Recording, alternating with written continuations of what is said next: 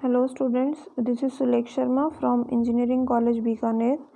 Today we are going to have a small introduction to one of the feature extraction techniques that is known as PCA, stands for Principal Component Analysis.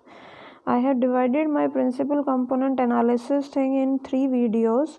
First we will have a quick introduction to this PCA, how it is going to work, what is actually PCA, how we are going to reduce our dimension with the help of this technique. In second video we will look out for the steps that we should follow to perform PCA, and in third we will have an example, a numerical example that will give you a clear understanding of how PCA actually work. So if you talk about dimensionality reduction, our data set or a problem of consideration always have a high number of features, a number of variables that we use to describe our data set, that we termed as dimension. So if we are having high dimension for our data set, that means we are having a number of features are more, and if we are having less dimension, the number of features are less simply. So a high dimensional feature that it could seem to you that it gives more information about the data, it is not always right, because it is having various disadvantages also, like it will incur you a processing cost for these number of features, and we could have difficulty in visualizing the data properly, to interpret the data properly, to analyze it properly. And the dimensionality measure is not only as good if it is high. If we are saying that number of features are more, then we will say that information is more, and we will have a better processing and we will have better results after applying our ML algorithm. No, the performance slowly degrades whenever we are increasing our dimension, and this we termed as curse of dimensionality, which says that after having a optimal number of features, when we go on increasing our dimension, the performance decreases. If any data set is having one feature that is sufficient to capture the information in the data set, then it should only have one feature. But if it is in a requirement of more than one feature, it should have that, but it should not have crossed to a optimum number of features that could simply making it worse to visualize it, to understand it. It is just making our data set clumsy. It is unclear to understand our data set. So how we are going to find out that optimal number of features, and if we are having a high dimensions, if we are having a high number of features, what should we do, how we should keep it small, how we should take it to a smaller number of features or smaller dimension or low dimension, that we are going to talk about. This is just showing you a difference of feature selection and extraction that we have already discussed. That feature selection is just to find a subset of features from the existing features in the data set. That is, if we are having to judge the price of house, and we are having number of rooms in the house based upon which you need to depict the price, and we are having the features like number of rooms, the area square feet, and the houses in neighbors and so on. These could be the number of features. Now just to find out the relevant one only and discarding the irrelevants is the subset selection, that are choosing only the necessary features is known as feature selection. For example, the house number could be dropped because house number is not going to it's not going to contribute in anyhow in your price depiction of your house.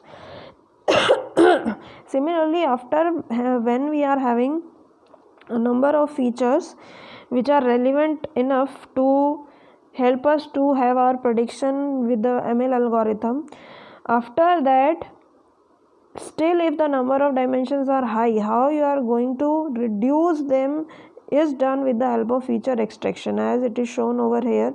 Now that feature extraction thing, where we are mapping or combining our existing features to reduce the dimension. Basically what we are doing in feature extraction thing is simply dimensionality reduction is done from high dimension to low dimension, from no more number of features to less number of features, but the information should be retained, it should not be lost. That is our ultimate motto in our feature extraction. Now feature extraction is broadly classified when we are combining the features on linearly and non-linearly. So the PCA that we are going to discuss today is a linear combination or projection technique. What linear dimensionality reduction says is, if you are having a number of features, suppose n, and I want to reduce it to suppose k, that k should have the information, all the information. See, practically it is not possible that we are having all the information that was stored in n features should be stored in k features. It's not 100% possible, but if some features are there that could retain your 98% of the information, and 3 are those such features that I could convert to, that it could have 98% of your information stored in those 3 features, then obviously I could just drop out the remaining 7, so that I could have a better interpretation, analysis and visualization of data, right? So this is how your linear dimensionality reduction is going to work. You will have simply a set of features, and then count is over here, we are denoting with the help of variable n, that we will convert to a k dimensional space. Simple words, if you are having 10 features, you are converting it to 2 features. Over here n is 10 and k is our 2, and k is generally very small, and we convert them to those features. See, when we were talking about that to predict your house, you were having a number of features like number of rooms, area per square feet. Now we are converting these features to some new features. What will be the name of these features? What will be the count of these features? Count we are talking about, that we will take it as k. What will be the name, and how we are going to convert is with the help of the methods that we are going to discuss. Again, how we should choose that, what could be the value of k is also a question that we should consider, how we are going to get our n dimensional data in a k dimensional subspace. So when we are having 2 dimensions or 2 features to describe our data set, we generally plotted with the help of graph on 2 axes. When we are having 3 features, we just added a third dimension. That is also you could think you could visualize it, but when it comes to 4 dimension, you cannot visualize it even, and when it comes to a 200 dimension, it becomes impossible for us to visualize that. But for machine, it is possible to to just computing or to process the data. But still, when we are adding dimensions and data is still low, or we could say comparatively lesser in the number of dimension, so we are just making our data not worth it.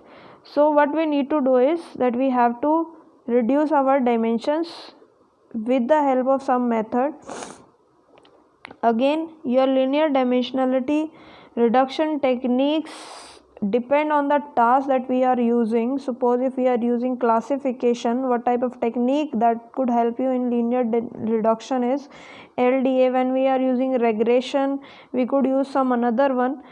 When we are using our just focusing on the information that should be retained, the variance should be retained. Variance means the variation in the data points in the data set should be maintained. Such, see, why we are calling it as unsupervised, because we are focusing on our data set, we are focusing on our data points, the variation in the data points. We are not looking at what is the output. We are not mentioning that we should consider our importance of dimensionality reduction based upon our output or our classification parameter or your predicted variable. That's why we are terming it as unsupervised. And one such linear dimensional reduction technique is principal component analysis that we are going to discuss today. So since we are not considering our predicted variable, our output variable for dimensionality reduction, that's why we are putting our PCA under unsupervised technique.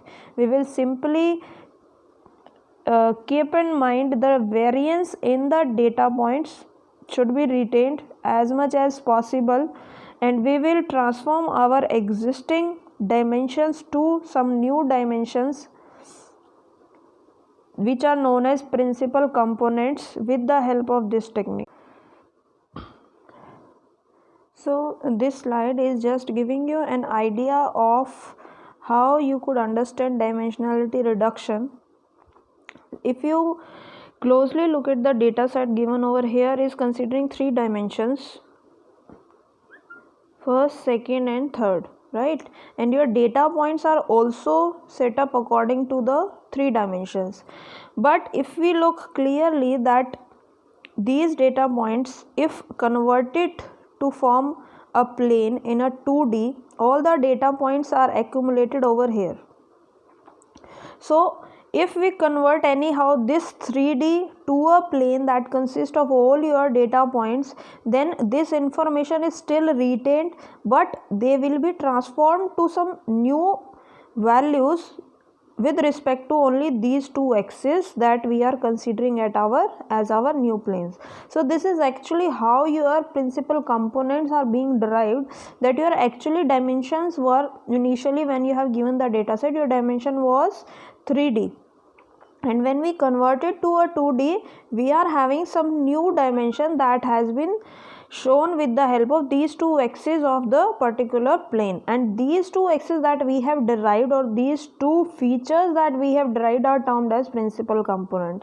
I hope the idea is clear that in unsupervised dimensional reduction, we just need to reduce our dimensions from high dimensional to low dimensional space, but we need to retain our information as much as data points, as much as variation in the data set as we can, right?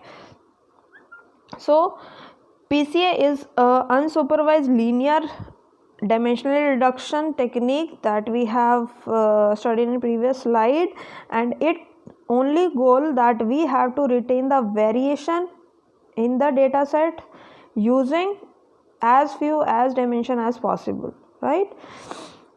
The main idea is, the main thing that we need to consider for PCA is, we are going to just reduce our dimensionality. Again, one more important thing that you should consider is all the features that were existing in our data set originally, they were highly or lightly but correlated. Correlation could be your positive correlation, it could be a negative correlation. What actually correlation means is, suppose if you have 2 dimensions, over here this is x, over here it is y. Now I have data points like this. Now can you say that x and y are correlated? Yes, we can, because as x is increasing, y is also increasing. So there exists some kind of relationship between them. And since the values, both the values are increasing, so we could say that they are having a positive correlation. If the case is reversed, for example, if we are having this type of scenario, your data points are distributed like this, your x is increasing but y is decreasing, we say that the features are having a negative correlation.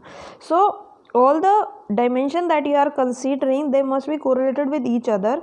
But the thing you should note, that the new features that are coming out with the help of PCA will not be correlated with each other anyhow, right? Why this is so? Because we will retain our variance of the data, variation of the data in first principal component as much as we can, and we will have some amount of information left, or the variation, the variance that is left in the second component, and then in the third, and so on.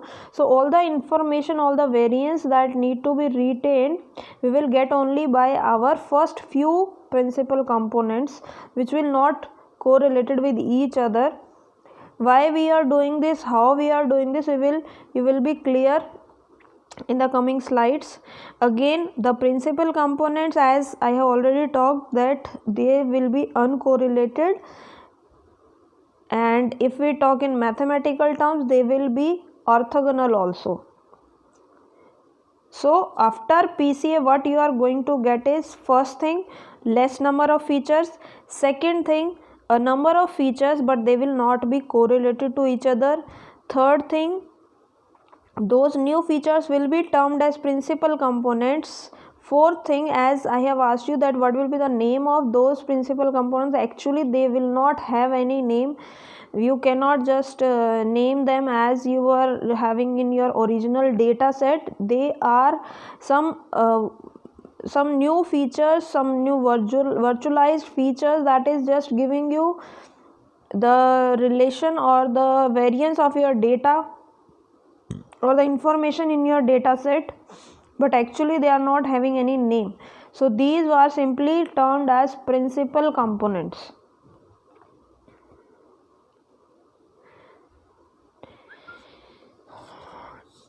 As you may be clear that I have told you, if we are having a number of dimension, what we actually need to do in PCA, I have to design principal components, and these principal components will be ordered also, orthogonal, uncorrelated also, ordered in such a way that first principal component, the first feature that you have derived, will have all the information, all the variance in it.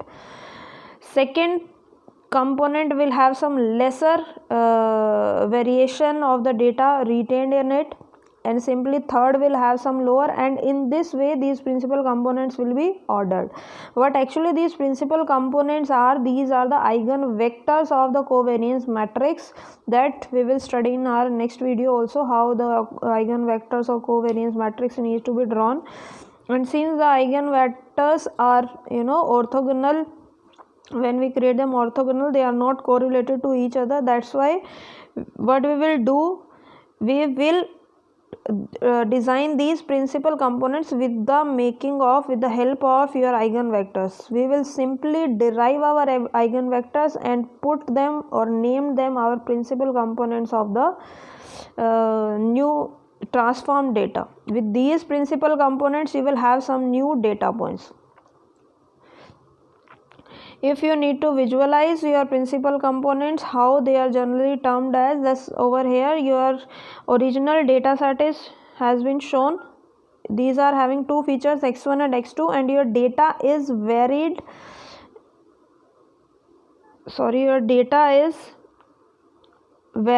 from here to here, right? Now I have to design new features. As I have told you that we are going to reduce the dimensions, but in actual, how many new features are possible? Can you answer me? The number of features, the maximum number of features that are possible after conversion or combination or mapping of the existing features is actually equal to the original number of features. For example, if your data set is having 10 features that you need to reduce, but when we are converting them to principal components, we could have at max 10 principal components with respect to your 10 features. How, we will see soon, but at max we could have 10 new features. Out of those 10, only the leading ones will be having our information, are important variation of data. That's why the lower ones are discarded, and that's how your PCA works, by decreasing the number of dimensions. Although we will have same number of dimensions when we are mapping it to principal components, but since in a order of principal components more information are residing in the leading principal components, so we just neglect the later ones, and that is how the dimensionality reduction works. Over here also, for your features x1 and x2, you will have two principal components that has been shown over here, z1 and z2. How we have done it, if you talk about variation, that your data is varying along this thing, your data point is varying between x1 and x2, as the direction has been shown with the help of z1. Z1 is having the most of the variation or more of the data points in the data set, as it has been shown, and a small change of data points has been along the other direction, along the width of that direction, you could say. So variation you could term as the data set, more and more data points that you could have in between two endpoints, more variation, there should be more distance between those data points should be there. So it is having towards your z1 as we have shown, and some another, if I want to choose another dimension for that, for variation, I will choose z2. See, there could exist a number of dimension that could show you the variation, but out of that, which is giving you the maximum variation, will be chosen as our principal component, because you could have many number of these lines or these features, new features possible in your graph, that could consist of your new data points, or where I could project our existing data. Projecting is simply just transforming your previous data to the new data. How it is projecting or how it is related to the new feature that you are designing is the projection of data. Actually, how we are converting our since we are converting our features, so obviously the values of data points will also be changed, so that changed values are termed as projected data. So I hope the idea is clear, that depending on the variation of the data, the projected data, depending on the variation or variance of that data, we need to choose our principal components out of all the new axes that are possible with the help of that particular data. This is again showing you the same thing, that in the data set we are having a number of points shown by the blue dot, and a number of lines also possible that could chosen as a principal component, but we have to select only that line which is showing you the maximum variance. If you look closely at the two gray lines, it is not showing you the maximum variance or the variation or the change in the data set. It is showing you the dispersion of points along the red line maximum, right? So this is how we are going to choose our first principal component. Then we will select our second principal component that is having some low variance than the first but maximum than the others, and this is how we are going to select our principal component. Similarly, we have to do it for k times the number of features that you want to reduce, and at a maximum you can do it for n, that is the actual number of features in your data set. This is just an animation that shows you how your principal components are generally chosen. This is just showing you the line that is getting the data points projected over itself. The distance of this line with these data points is the you could say the projected distance of the error that we are actually having when we are going to convert our data points to this particular principal component data, or the transformed data with the help of this axis. Earlier our axes were only this x and y, with the help of which we were viewing our data. Now when we are providing our data set some new axis which we are calling it as principal components, how much error or how much distance they are having while transforming them is shown with the help of this gap and these red lines. And finally we are selecting only those principal component after revolving it that is having maximum variance. If you look closer at the animation part, the line that is matching to our this pink ends is giving you the maximum variation, and apart from it, whenever it is revolving, it is not giving you the larger variation in the data set, as we need to have the larger variation, the maximum variance in the data during choosing our principal component. So in simple words, if I need to describe you about the PCA, the principal components are simple new features that you are going to design with the help of linear combination of the existing one.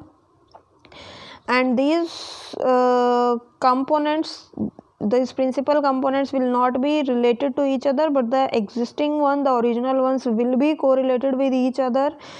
They are simply the variance of the data or the change of the data or the dispersion of the data points will be compressed or squeezed to the first principal component as much as we can. All the information will be stored in first component, then it will be stored in decreasing order in the first principal component, as it is showing you that if we are having 10 dimensional data and we have converted, simply if we are 10 features and we have converted it to 10 principal components, then it is showing you the amount of variance of information in each of the principal component. In first principal component it is having the highest variance, in second somewhat lower, in third, fourth, and so on it is gone decreasing.